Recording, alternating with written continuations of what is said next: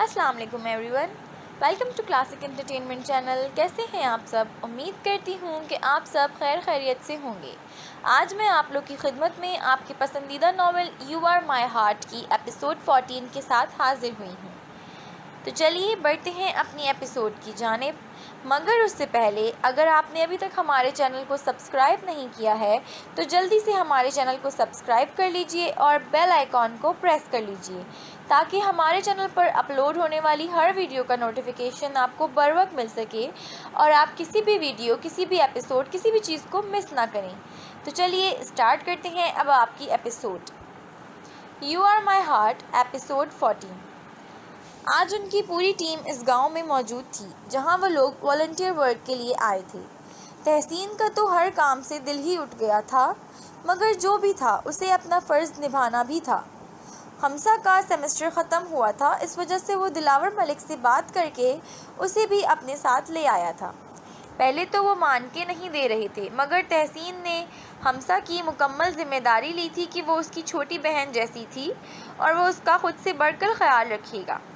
घर का माहौल पहले ही घुटन भरा हुआ था, तभी दिलावर मलिक ने हमसा को जाने की इजाज़त दे दी थी कि वो काम भी उसकी पढ़ाई से मुताल्लिक ही था। यहाँ हस्पताल तो मौजूद था, मगर इतनी सहूलियात मैसर नहीं थीं। पहले दिन इन सब लोगों ने आराम किया था। गांव के सरदार ने उनके लिए डेरे पर अलग से इंतज़ाम किया था, जबकि तमाम ख़वातीन के लिए हवेली के मेहमान खाने में रहने का बंदोबस्त किया था।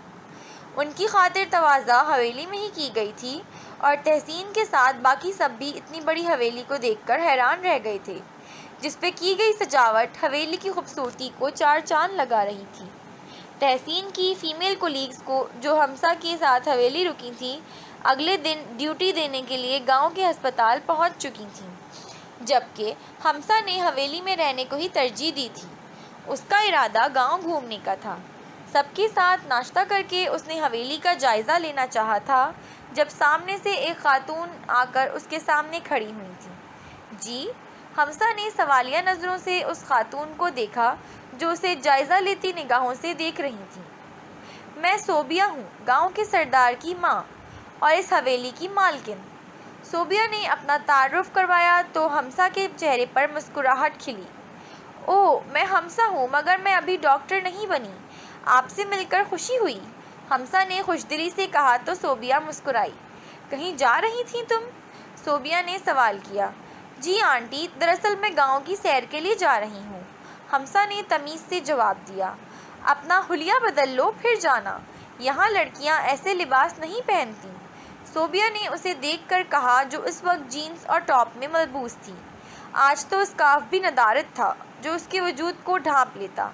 पैरों में जॉगर्स पहन रखे थे, उसमें क्या मसला है? हमसा ने हैरानी से पूछा।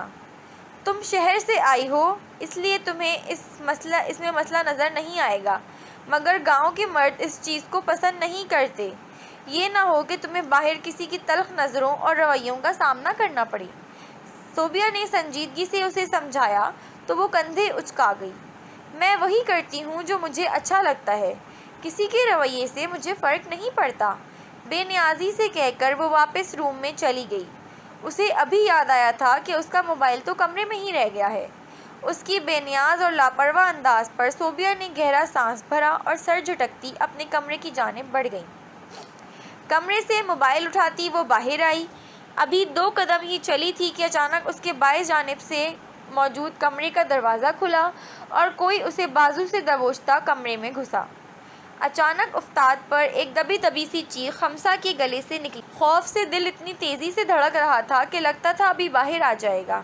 मुकाबिल ने उसे धक्का दिया तो उसकी पुश्त दीवार से जा टकराई। इससे पहले कि वो वहाँ से भागती, मुकाबिल ने उसके दोनों हाथ अतराफ में रखते उसे अपने हिसार में कैद किया था। इतनी जल्दी भी क्या है, अपने होने वाले शौहर से नहीं मिलोगी? वो बहराम था जो अब तल्ख निगाहों से उसे देखता हुआ कह रहा था। हमसा, जो उससे हुई पिछली मुलाकात भूल गई थी, उसे यहाँ देखकर हवास बाख्ता हुई थी। तुम यहाँ क्या कर रहे हो? बेसाख्ता उसके मुंह से निकला था। उसे बहराम की यहाँ मौजूदगी की हरगिज़ भी तवक्का नहीं थी। बहराम चख्तोई को बिल्कुल भी नहीं पसंद कि उसकी होने वाली बीवी उसे इस कदर बदतमीज़ी से मुखातिब करे। बहराम ने उसे शोला बार निगाहों से घूरते हुए जताया, تو حمزہ کا حلق خشک ہوا۔ میرا مطلب تھا کہ آپ یہاں کیسے؟ حمزہ نے اب کی بار تمیز سے اسے مخاطب کیا تو وہ استہزائیہ انداز میں مسکرایا۔ مالک سے نہیں پوچھا جاتا کہ وہ اپنی ہی حویلی میں کیسے آیا؟ بہرام نے جتاتے انداز میں کہا تو حیرت سے حمزہ کا منہ کھلا۔ آپ کی حویلی؟ یہ آپ کی حویلی ہے؟ حمزہ نے حیرت سے پوچھا۔ اس میں حیرانی کی کیا بات ہے؟ نہیں ہو سکتی کیا؟ بہرام نے سخت لہجے میں پوچھتے ہوئے اس کی ٹھوڑی تلے ہاتھ رکھتے ہوئے اس کا منہ بند کیا۔ ہو سکتی ہے، میں تو بس یوں ہی، حمزہ ہکلا کر کہتی بہرام کی گھوری پر بات ادھوری چھوڑ گئی۔ کہاں جا رہی ہو؟ بہرام نے اس سے ادھر ادھر نظریں گھماتے ہوئے دیکھ کر پوچھا۔ گاؤں کی سیر کرنے، حمزہ نے ذرا چہک کر بتایا تھا، جس پر بہرام دیوار سے دونوں ہاتھ ہٹاتے اس سے 2 قدموں کے فاصلے پر کھڑا ہوا اور سر سے لے کر پیر تک جانچتی نگاہوں سے دیکھنے لگا۔ ایسے جاؤ گی تم؟ بہرام نے سنجیدگی سے استفسار کیا۔ ہاں، اچھی لگ رہی ہوں نا؟ بہرام کی آنکھوں سے جھلکتی ناگواری کو محسوس کیے بنا وہ بے تکلفی سے پوچھنے لگی تو بہرام نے اسے سخت نگاہوں سے دیکھا۔ ہاں، اتنی اچھی کہ دل کر رہا ہے تمہیں 100 توپوں کی سلامی پیش کروں، بہرام نے سرد لہجے میں کہا تو حمزہ نے الجھ کر اسے دیکھا۔ مگر اتنا میک اپ تو نہیں کیا میں نے، حمزہ نے اپنے چہرے پر ہاتھ پھیرتے الجھتے انداز میں کہا تو وہ کھول کر رہ گیا۔ چلو میرے ساتھ۔ بہرام نے اس کا ہاتھ پکڑا اور اسے تقریباً کھینچتے ہوئے اس کے کمرے میں لایا جہاں وہ ٹھہری ہوئی تھی۔ ہاتھ چھوڑے میرا، اف، لوہے جیسا ہاتھ ہے آپ کا۔ وہ اپنا ہاتھ چھڑوانے کی کوشش میں بے حال ہوتی ہوئی بہرام کی گرفت میں انتہائی سخت تھی۔ عادت ڈال لو اب، سختی سے کہہ کر وہ اسے کمرے کے وسط میں کھڑا کرتا اب الماری کی جانب بڑھا۔ کیا کر رہے ہیں آپ؟ اسے الماری کی تلاشی لیتے دیکھ وہ گڑبڑا کر اس کی جانب بڑھی۔ تمہارے پاس کوئی ایک بھی ڈھنگ کا لباس نہیں ہے کیا؟ الماری سے سر باہر نکالتے بہرام نے اسے گھورا۔ ڈھنگ کا لباس؟ یہ سارے ڈھنگ کے لباس ہیں، اور صرف ڈھنگ کے نہیں بلکہ برانڈڈ بھی، حمزہ نے تنک کر جواب دیا تو بہرام کے ماتھے پر بل پڑے۔ پھر ان ڈھنگ کے کپڑوں کو خود آگ لگاؤ گی یا میں آگ لگاؤں؟ بہرام نے سادہ سے لہجے میں استفسار کیا تو حمزہ کی آنکھیں صدمے سے پھیلیں۔ کیا مطلب ہے آپ کا؟ یہ سارے میرے فیورٹ ڈریسز ہیں اور میں ان پہ ایک آنچ بھی نہیں آنے دوں گی۔ ان کو نقصان پہنچانے کے لیے آپ کو میری لاش سے گزرنا پڑے گا۔ حمزہ نے الماری کے آگے کھڑے ہوتے ہوئے دونوں بازو پھیلا کر اسے روکا۔ تو پہلے تمہاری لاش ہی گرا دیتے ہیں، بہرام نے بے نیازی سے کہتے اس کی گردن دبوچی تو حمزہ خوف سے کپکپا کر رہ گئی۔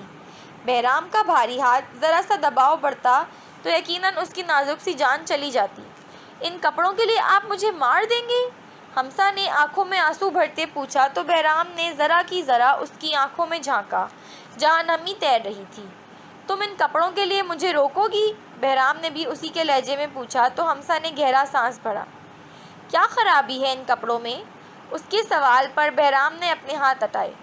مجھے ایسے کپڑے بالکل نہیں پسند جن میں عورت کی بے پردگی ہو، اس لیے آج کے بعد تم ایسے کپڑے نہیں پہنو گی، بہرام نے تحکم برے انداز میں کہا تو حمزہ نے خود کو دیکھا۔ ٹاپ کے بازو پورے تھے، جینز بھی ٹخنوں تک تھی۔ کیسی بے پردگی؟ لباس تو پورا ہے، حمزہ نے کہا تو بہرام نے اسے گہری نگاہوں سے دیکھا جس کا ٹاپ اس کے جسم کے ساتھ چپکا ہوا تھا۔ وہ اسے سر سے پیر تک گہری نگاہوں سے دیکھ رہا تھا اور حمزہ جو اپنا جائزہ لے کر اب بہرام کی طرف متوجہ ہوئی تھی مگر بہرام کی اپنی وجود پر گڑھی نظروں کو دیکھتی اپنی جگہ ساکن ہوئی۔ اسے بہرام کی نظریں اپنے جسم کے آر پار ہوتی محسوس ہوئی تھیں۔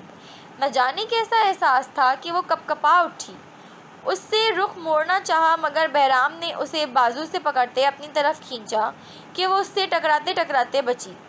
اب سمجھ آیا کہ اس لباس میں کیا برائی ہے؟ ایک ہاتھ سے اس کا بازو پکڑے دوسرے ہاتھ سے اس کی ٹھوڑی پکڑتے ہوئے پوچھا تو وہ حلق تر کرتی اس بات میں سر ہلا گئی۔ خود بدلو گی یا میں مدد کروں؟ بہرام نے کہا تو حمزہ نے آنکھیں پھاڑے تیزی سے نفی میں سر ہلایا۔ میں کر لوں گی خود، تیزی سے کہہ کر وہ جلدی سے الماری سے ایک جوڑا لے کر باتھ روم کی جانب بڑھ گئی۔ بہرام وہیں کھڑا اس کا انتظار کر رہا تھا۔ باتھ روم سے مسلسل حمزہ کی بڑبڑاہٹوں کی آواز آ رہی تھی، یقیناً وہ بہرام کو ہی کوسنے میں مصروف تھی۔ تقریباً 5 منٹ بعد وہ باتھ میں اپنا لباس تھامے باہر آئی جو اس نے پہلے ضبطن کر رکھا تھا۔ بہرام نے سرسری سا اس کا جائزہ لیا جو اب گھٹنوں تک آتی فراک اور جینز میں ملبوس تھی۔ اسکارف کو رول کر کے گلے میں ڈال رکھا تھا۔ یہ سر پر اوڑھنے کے لیے ہوتا ہے۔ بہرام نے سرد لہجے میں اس کے گلے میں موجود اسکارف کی طرف اشارہ کیا تو حمزہ نے آنکھیں گھمائیں۔ آپ زبردستی مجھ پر حکم نہیں چلا سکتے۔ وہ غصے سے بھڑک اٹھی تھی۔ میں کیا کر سکتا ہوں اور کیا نہیں یہ ابھی تم نہیں جانتی۔ تمہارے لیے بہتر ہے کہ بغیر چون چڑھا کیے میری ہر بات مانو، بہرام نے جتایا۔ اس دنیا میں سب سے زیادہ برے آپ لگتے ہیں مجھے، حمزہ نے ناگواری سے کہتے اسکارف کھولا اور اسے سر پہ اوڑھا۔ تم بھی مجھے کوئی شہد نہیں لگتی، بہرام نے بھی اسی کے انداز میں جواب دیا تو حمزہ کا منہ کھلا۔ آپ کو اتنی ہی بری لگتی ہوں تو کیوں پیچھے پڑ گئے ہیں میرے؟ اگر مجھے پتا ہوتا کہ یہاں بھی آپ کو برداشت کرنا پڑے گا تو میں آتی ہی نہیں، پیر پٹک کر کہتی وہ باہر کی جانب بڑھی جب بہرام نے اس کا بازو دبوچ کر اسے روکا۔ مجھ سے پیچھا تو شاید اب تمہارے مرنے کے بعد ہی چھوٹے گا، اس لیے یہ سوچ تو دماغ سے نکال ہی دو کہ تم مجھ سے فرار حاصل کر پاؤ گی۔ اچھے بچوں کی طرح میری ہر بات مانتی رہو، اسی میں تمہاری بہتری ہے، اور آئندہ اس لہجے میں مجھ سے بات کی تو مجھ سے برا تو ویسے بھی کوئی نہیں ہے۔ اس کا گال تھپ تھپا کر کہتا وہ تمسخرانہ انداز میں ہنستا باہر نکل گیا۔ اپنے گال سہلا کر اس کا لمس مٹانے کی کوشش میں بے بسی محسوس کرتی وہ باہر نکل گئی تھی کہ اب یہاں اس کا دم گھٹنے لگا تھا۔ اسے بالکل امید نہیں تھی کہ یہاں اس کا سامنا بہرام چغتوئی سے ہوگا، ورنہ وہ مر کر بھی ادھر کا رخ کرنے کا نہ سوچتی، مگر ہونی کو کون ٹال سکتا ہے۔ اگلے دن وہ دیر سے اسکول پہنچا تھا مگر طہور اسکول نہیں آئی تھی۔ اس کی غیر موجودگی پر ابیز کا موڈ کچھ بگڑا مگر اس نے خود پر قابو پاتے پورا دن اسکول میں ہی گزارا تھا۔ بچوں کو چھٹی کروانے کے بعد اس نے وائس پرنسپل کو اسکول بند کرنے کی ہدایت دیتے اپنی گاڑی میں بیٹھ کر طہور کے گھر کا رخ کیا تھا۔ وہ چاہ کر بھی طہور کو اپنی سوچوں سے جھٹک نہیں پایا تھا۔ اس کی بے رخی بھی اسے طہور سے بدظن نہیں کر پائی تھی۔ جانے کیا تھا اس لڑکی میں کہ وہ اسے اپنے ذہن سے جھٹک نہیں پا رہا تھا، یہ جاننے کے بعد بھی کہ طہور اس کی زندگی میں داخل نہیں ہو سکتی تھی۔ تب تو بالکل بھی نہیں جب تک انفعال نہ چاہتی۔ گاڑی کو سڑک کنارے روک کر اس نے 5 منٹ میں طہور کے گھر تک کا رستہ طے کیا تھا۔ اس نے دروازے پر دستک دی اور وہیں کھڑا ہو کر دروازہ کھلنے کا انتظار کرنے لگا۔ قریباً 5 منٹ بعد دروازہ کھلا۔ بابا آپ اتنی جلدی؟ طہور کا جملہ اس کے منہ میں ہی رہ گیا تھا۔ رحیم صاحب کچھ دیر پہلے ہی دوائیاں لینے گھر سے نکلے تھے اور طہور کو لگا تھا کہ وہ جلدی واپس آ گئے ہیں۔ شہناز خاتون کمرے میں سو رہی تھیں۔ ابیز نے صاف دیکھا تھا کہ اس کو دیکھ کر طہور کے ماتھے پر بل پڑی تھی۔ آپ یہاں کیا کر رہے ہیں؟ طہور نے سخت لہجے میں استفسار کیا۔ ہم اندر بیٹھ کر بات کر سکتے ہیں طہور، ابیز نے سنجیدہ سے لہجے میں کہا تو اس نے نفی میں سر ہلاتے دروازے کے کوارٹر کو پکڑ کر سختی کی۔ میں ایک اجنبی پر بھروسہ نہیں کر سکتی، جس نے اپنی کزن کو نہیں بخشا اسے کسی اور کی عزت کی کیا پرواہ؟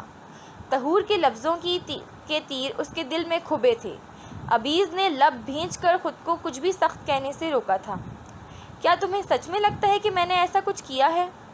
ابیز نے استفسار کیا۔ اس کا آپ کے بجائے تم کہنا اسے ناگوار گزرا تھا مگر وہ ضبط کر گئی۔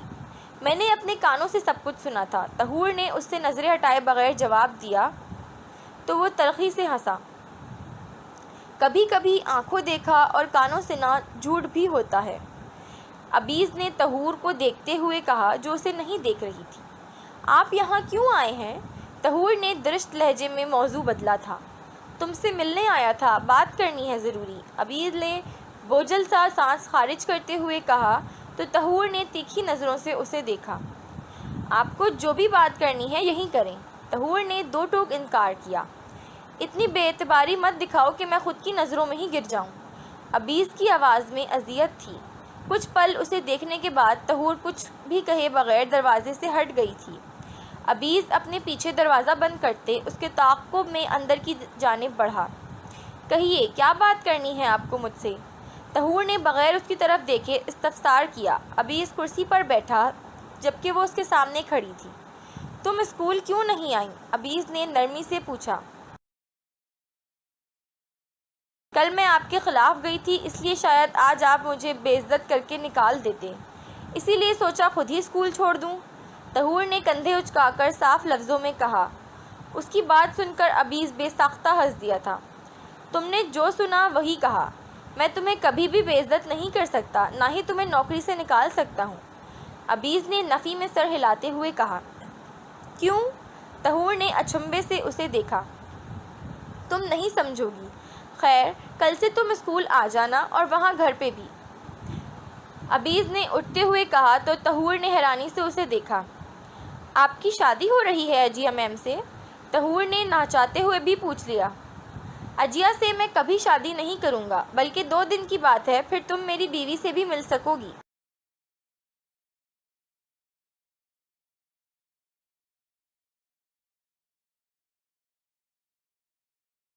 عبیس نے دلچسپی سے اس کے حیرت بھرے تاثرات دیکھ کر کہا تو وہ مزید حیران ہوئی۔ آپ کی بیوی؟ طہور نے زیر لب بڑبڑا کر کہا۔ ہاں، میری بیوی، 2 دن تک وہ گھر آ جائے گی، پھر اس سے مل سکو گی تم۔ عبیس نے سادگی سے کہا۔ آپ نے اتنی جلدی شادی کر لی، اور عجیہ میم کا کیا؟ طہور اب بھی حیرت میں مبتلا تھی۔ عجیہ کبھی بھی میری پسند نہیں رہی، میں شروع سے ہی اسے ناپسند کرتا تھا، اور اب کل کی اس کی حرکت کے بعد وہ مزید میری نظروں میں گر گئی ہے۔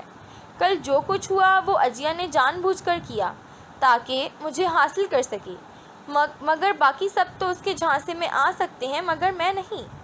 عبیس نے نفرت سے عجیہ کا ذکر کیا تھا۔ تو مطلب آپ کو اپنی بیوی سے محبت ہے، عجیہ میم سے نہیں؟ طہور نے بے ساختہ پوچھا تو عبیس کا چہرہ پھیکا پڑا تھا۔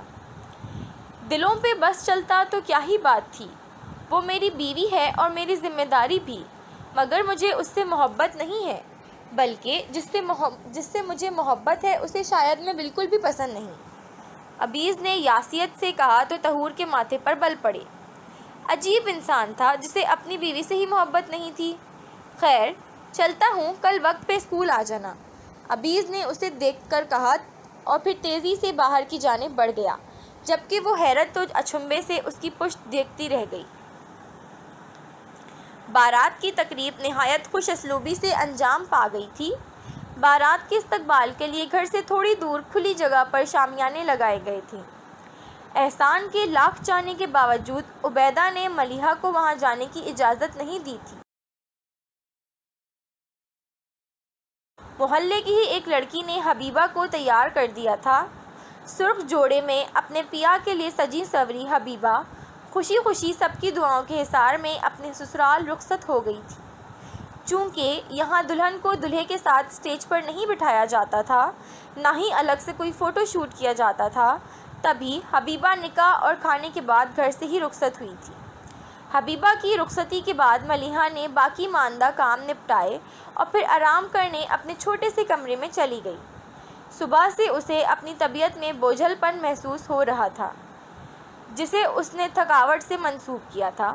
کچھ کھانے کو دل بھی نہیں چاہ رہا تھا کہ کھانا دیکھ کر ہی عجیب سی طبیعت ہو جاتی۔ اس بابت اس نے احسان کو نہیں بتایا تھا۔ احسان نے سب مہمانوں کی موجودگی اور عبیدہ کا خیال کر کے ملیحہ کے کمرے میں نہ جانے کو فوقیت دی تھی کہ بھرے پڑے گھر میں کسی قسم کا تماشا نہیں کرنا چاہتا تھا، بلکہ اس نے فیصلہ کر لیا تھا کہ مہمانوں کے رخصت ہونے کے بعد وہ عبیدہ کو اپنے اور ملیحہ کے ازدواجی تعلق کے بارے میں بتا دے گا۔ اگلا دن ایک بار پھر طلوع ہو چکا تھا۔ آج حبیبہ کا ولیمہ تھا تو سب اس کی تیاریوں میں مگن تھے۔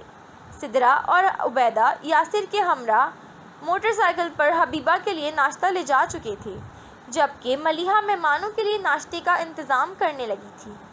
ناشتہ تیار کر کے سب کو سرو کرنے کے بعد وہ اپنے کمرے میں چلی آئی تھی۔ بستر پر لیٹ کر اس نے کچھ پل آرام کے بتانے چاہے تھے کہ آج عبیدہ نہیں تھی جو اس کو ذرا سا آرام کرنے پر کوسنے لگتی۔ آنکھیں موندے وہ پرسکون سی لیٹی ہوئی تھی جب اچانک اسے اپنے بالوں میں کسی کی انگلیاں چلتی ہوئی محسوس ہوئیں۔ اس نے پٹ سے آنکھیں کھول کر دیکھا تو احسان کوہنی کے بھل اس پہ جھکا اس کے بالوں میں انگلیاں چلا رہا تھا۔ تم یہاں کیا کر رہے ہو؟ ملیحہ نے پوچھتے ہوئے اٹھنا چاہا، مگر احسان نے اسے واپس لٹا دیا۔ اپنی بیوی کو دیکھنے آیا ہوں۔ احسان کا لہجہ پرسکون تھا۔ کسی نے دیکھ لیا تو جاؤ یہاں سے۔ احسان کی نسبت ملیحہ کافی پریشان اور گھبرائی ہوئی تھی۔ دیکھتا ہے تو دیکھ لے، بیوی ہے تو میری، کسی کو اعتراض کرنے کا کوئی حق نہیں، احسان نے اس کا گال سہلا کر کہا۔ سب جانتے ہیں کہ میں ونی میں آئی ہوں۔ ملیحہ کا لہجہ بھیگا تو احسان نے جھک کر اس کی پیشانی چومی۔ پریشان کیوں ہوتی ہے؟ بہت جلد سب ٹھیک کر دوں گا میں۔ احسان نے اسے تسلی دی تو وہ سر ہلا گئی۔ اچھا چل بتا کہ آج کے کپڑے نکال لیے تو نے؟ احسان نے بات بدلی۔ ہاں، تمہارے کپڑے اور سارا ضروری سامان نکال دیا ہے میں نے، ملیحہ نے جواب دیا تو احسان نے اسے گھورا۔ میں اپنے نہیں تیرے کپڑوں کی بات کر رہا ہوں مالا۔ احسان نے اب کی بار اپنے لفظوں پر زور دیا تو وہ اس کا ہاتھ اٹھاتی اٹھ بیٹھی۔ تم جانتے ہو اماں مجھے نہیں جانے دیں گی، پھر کپڑے نکالنے کا فائدہ؟ ملیحہ نے یاسیت سے کہا تو احسان نے لب بھینچے۔ عبیدہ کی بے حسی اور بے رخی پر وہ چاہ کر بھی کچھ نہیں کر پاتا تھا۔ بس کل کا دن پھر اس گھر سے میں راجکماری کی طرح رہو گی تم، اور میرے لیے تو تیار ہو سکتی ہو نا تم؟ احسان نے مضبوط لہجے میں کہتے آخر میں استفسار کیا تو وہ مسکراتی ہوئی سر ہلا گئی۔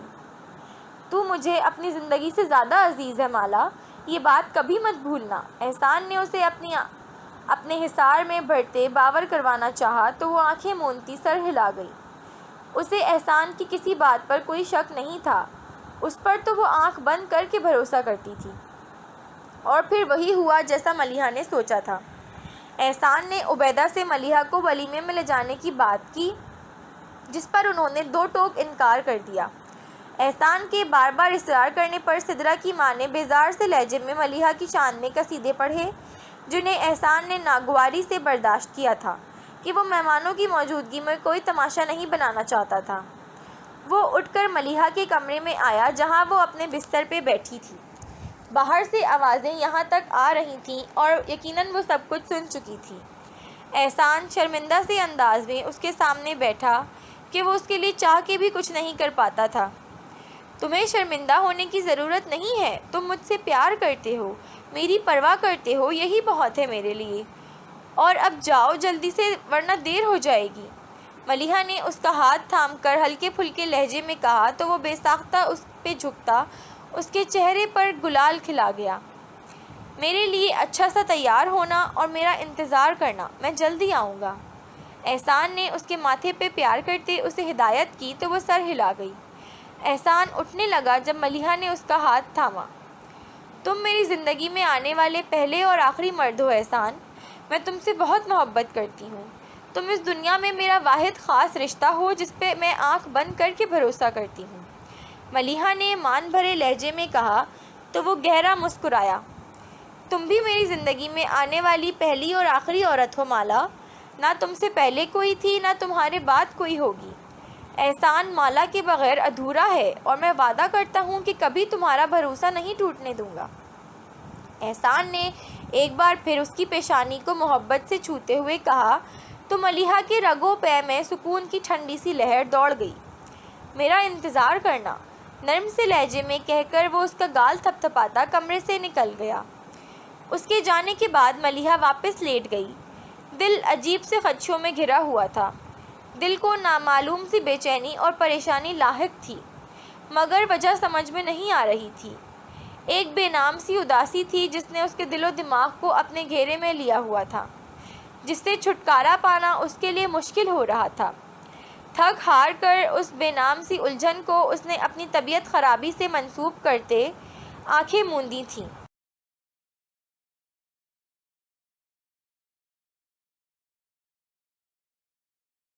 ابیز آج جلدی اسکول آ گیا تھا۔ اس نے اجیا کو صاف لفظوں میں اپنے گھر سے جانے کا کہہ دیا تھا، مگر اجیا ڈھیٹ بنی ابھی بھی اس کے گھر میں موجود تھی۔ جو حرکت وہ اس کے ساتھ کر چکی تھی اس کے بعد وہ مزید ابیز کی نظروں سے گر گئی تھی۔ آج وہ انفال کو فون کرنے والا تھا۔ اس نے 2 دن کا وقت مانگا تھا اور 1 دن گزر چکا تھا۔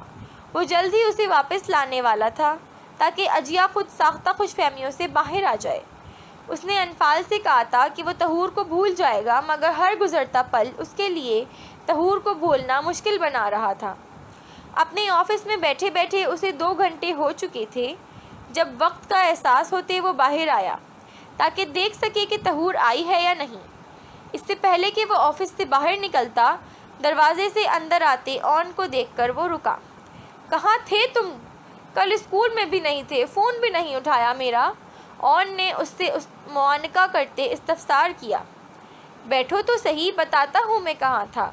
ابیز نے گہرا سانس بھرتے کرسی کی طرف اشارہ دیا تو وہ سر ہلاتا اس کے سامنے براجمان ہو گیا۔ کیا ہوا؟ کچھ پریشان لگ رہے ہو؟ اون نے بغور اس کا چہرہ دیکھا جو گہری سوچ میں ڈوبا ہوا تھا۔ تمہیں کبھی کسی سے محبت ہوئی ہے اون؟ ابیز نے استفسار کیا تو اون کی نگاہوں کے سامنے اجیا کا چہرہ گھوم گیا۔ اس نے سر جھٹکتے ابیز کو دیکھا جو استفہامیہ نگاہوں سے اسے ہی دیکھ رہا تھا۔ تم کیوں پوچھ رہے ہو؟ اون نے مبہم سے انداز میں پوچھا۔ کیونکہ میں اس مرض میں مبتلا ہو گیا ہوں، اب تو فرار کا کوئی راستہ بھی نہیں مل رہا، ابیز نے بوجھل سے انداز میں کہا تو اون چونک کر سیدھا ہوا۔ کیا مطلب؟ کس سے محبت ہو گئی تمہیں؟ اون نے تجسس سے پوچھا۔ میں آئی کم ان سر؟ اس سے پہلے کہ ابیز اس کے سامنے طہور کا نام لیتا، دستک کے ساتھ ہی دروازے پر طہور نمودار ہوئی۔ یس کم ان۔ ابیز کے اجازت دینے پر طہور نے نپے تلے قدم اٹھاتی آگے آئی تھی۔ اون نے سرسری سی نگاہ طہور پر ڈالی جو اس وقت سرخ و سفید رنگ کے امتزاج سے بنے سوٹ میں ملبوس تھی۔ دوپٹے کو حجاب کی شکل دے رکھی تھی جبکہ چادر کو ہمیشہ کی طرح صرف کندھوں پر اوڑھ رکھا تھا۔ بے تاثر چہرہ لیے وہ ایک باوقار لڑکی نظر آ رہی تھی۔ اون نے نگاہوں کا زاویہ بدل کر ابیز کو دیکھا جس کی آنکھوں میں اب ایک الگ سی چمک در آئی تھی جو اون کو پہلے نظر نہیں آئی تھی۔ اس فائل پہ آپ کے سائن لینے ہیں۔ طہور نے ایک فائل کھول کر اس کے سامنے رکھی تو وہ سر ہلاتا بغیر پڑھے فائل پر سائن کرنے لگا۔ اون نے حیرت سے اس کی یہ حرکت دیکھی تھی۔ تھینک یو سر، طہور فائل بند کر کے کہتی واپسی کے لیے مڑی۔ تھینکس ٹو یو، میری بات ماننے کے لیے، ابیز نے مسکراتے لہجے میں کہا تو وہ بغیر پلٹے سر کو خم دیتی باہر نکل گئی۔ ابیز نے اون کی طرف نگاہیں کیں جو استفہامیہ نگاہوں سے اسے ہی دیکھ رہا تھا۔ کس بات کے شکریہ ادا ہو رہے ہیں؟ اون نے ابرو اچکاتے ہوئے پوچھا تو وہ پھیکا سا مسکرایا۔ کیا تمہیں میرے چہرے پر جھلکتے سکون کو دیکھ کر بھی سمجھ نہیں آیا کہ مجھے کس سے محبت ہے؟ ابیز نے سیٹ کی پشت سے ٹیک لگاتے پوچھا تو اون کو جھٹکا لگا۔ مطلب طہور؟ چونک کر کہتا وہ ایک دم سیدھا ہو کر بیٹھا تو ابیز اس بات میں سر ہلا گیا۔ یہ کب ہوا؟ اور انفال بھابھی کا کیا؟ اون نے پریشانی سے پوچھا۔ ان کچھ دنوں میں بہت کچھ ایسا ہو گیا جو ہونا نہیں چاہیے تھا۔ میں جو انفال کو ڈھونڈ رہا تھا اب وہ مل گئی ہے، تو بھی دل کو سکون نہیں مل رہا، ابیز نے بے بسی سے کہا۔ اور اس بے سکونی کی وجہ یقیناً طہور ہے؟ اون نے پوچھا تو وہ اقرار میں سر ہلا گیا۔ انفال واپس آنے کو تیار ہے لیکن اس کی شرط ہے کہ میری زندگی میں اس کے سوا اور کوئی نہیں ہوگا۔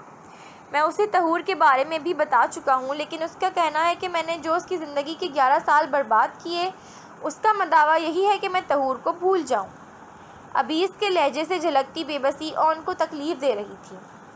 جو کچھ ہوا وہ ایسے ہی ہونا لکھا تھا ابی، تم نے جان بوجھ کر کچھ بھی نہیں کیا، نہ ہی تب تم اتنے سمجھدار تھے، قسمت کے آگے کسی کا زور کب چلا ہے؟ اون نے اسے تسلی دینی چاہی تو وہ پھیکا سا ہنس دیا۔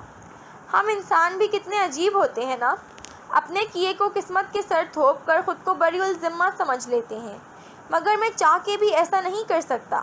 میں تب چھوٹا بچہ نہیں تھا جسے کچھ سمجھ نہ ہو، بالغ تھا، عقل و شعور رکھتا تھا، مگر میں نے اپنے غصے میں ایک معصوم لڑکی کی زندگی تباہ کر دی۔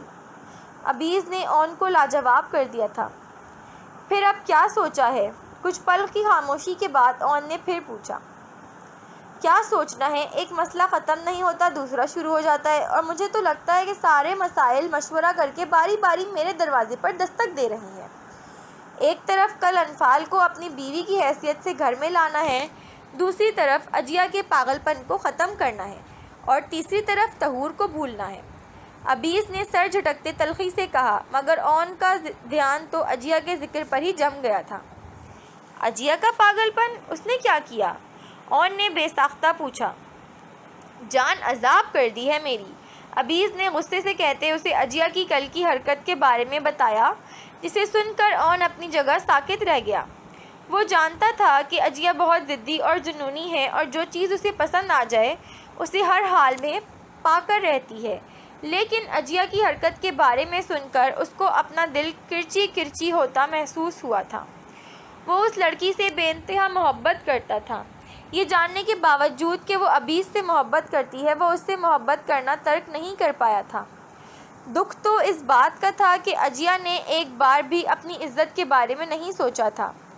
کل جب میں انفال کو گھر لاؤں گا تو اجیا کا پاگل پن بھی ختم ہو جائے گا۔ میرا بس چلے تو اس کا داخلہ ہی گھر میں بند کروا دوں۔ ابیز کے لہجے میں اجیا کے لیے نفرت تھی، جس پر اون نے پہلو بدلا تھا۔ طہور کے بارے میں کیا سوچا ہے؟ اون نے موضوع بدلنا چاہا۔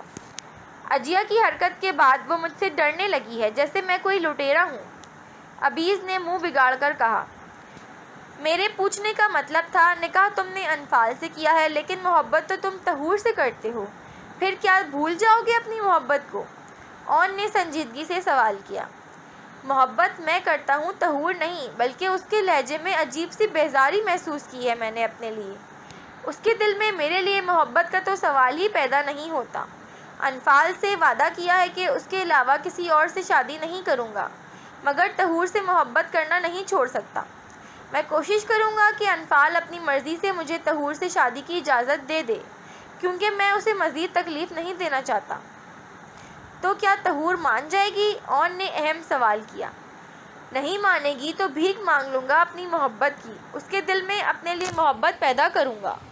ابیز نے آنکھیں موند کر کہا تو اون کئی پل اسے دیکھ کر رہ گیا۔ یہ وہ شخص تھا جو محبت کو مانتا ہی نہیں تھا اور آج بھیک مانگنے کو بھی تیار تھا۔ خدا تمہیں کامیاب کرے، اس کے علاوہ وہ کچھ نہیں کہہ سکتا تھا۔ ابیز نے صدقے دل سے آمین کہا تھا۔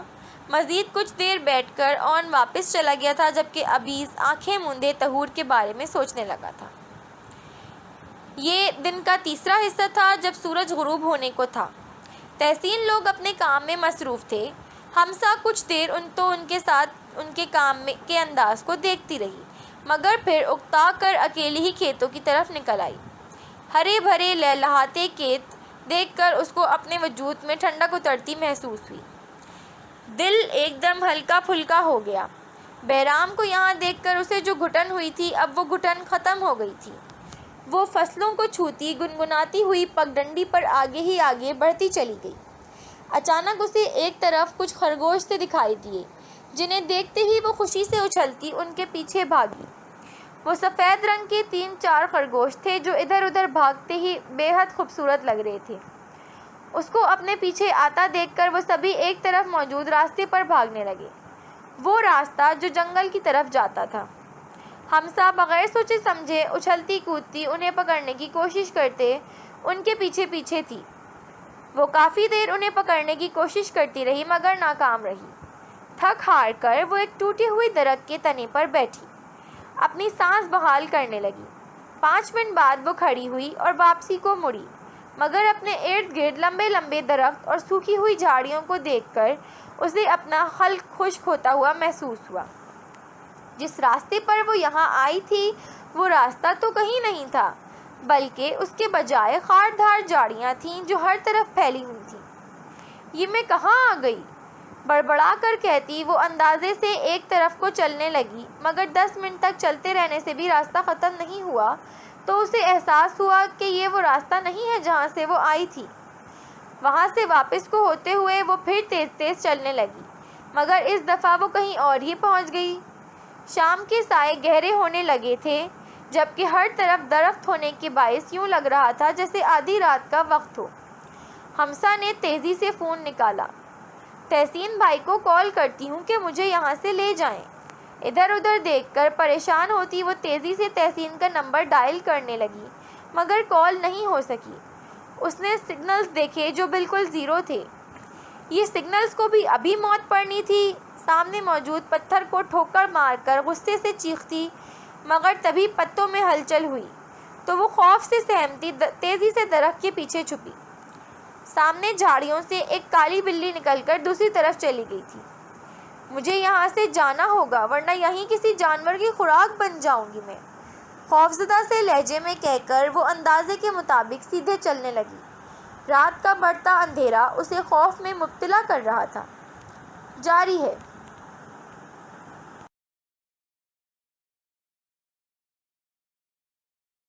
جی تو ریڈرز، کیسی لگی آپ کو آج کی ایپیسوڈ؟ امید کرتی ہوں کہ آپ لوگوں نے ایپیسوڈ انجوائے کی ہوگی۔